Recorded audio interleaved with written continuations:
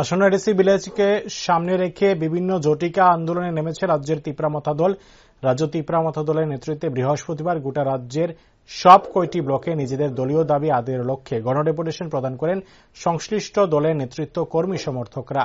একইভাবে বৃহস্পতিবার জিরানিয়া ব্লকে এক ডেপুটেশনে মিলিত হয়ে তিপ্রামথা দলের কর্মী সমর্থকরা এ বিষয়ে জেলা সহসভাপতি শ্যামংশু দেববর্মা বিস্তারিত জানিয়েছেন।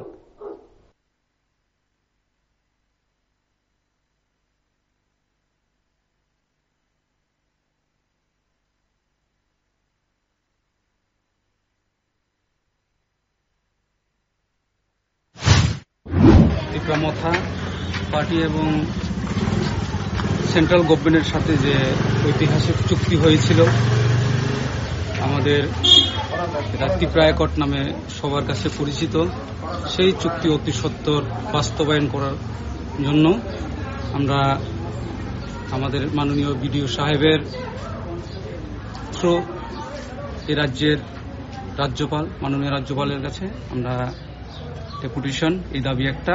দ্বিতীয় দাবি হল, বিগত কয়েক বছর যাবৎ আমাদের টিটিএডিসির অন্তর্গত বিভিন্ন ভিলেজ কমিটিগুলোতে নির্বাচন হচ্ছে না, সেই নির্বাচন অতি সত্বর করার জন্য আমাদের এই দাবি। আর তৃতীয়ত, সংবিধানের 125তম সংশোধনী বিল, সেটা অ্যামেন্ডমেন্ট রূপে আছে, ওটা পাশ করার জন্য এটা আমাদের একটা দাবি আছে। এই তিনটি দাবি নিয়ে আমরা আজকে এই গণডেপুটেশনে আমরা এসেছি।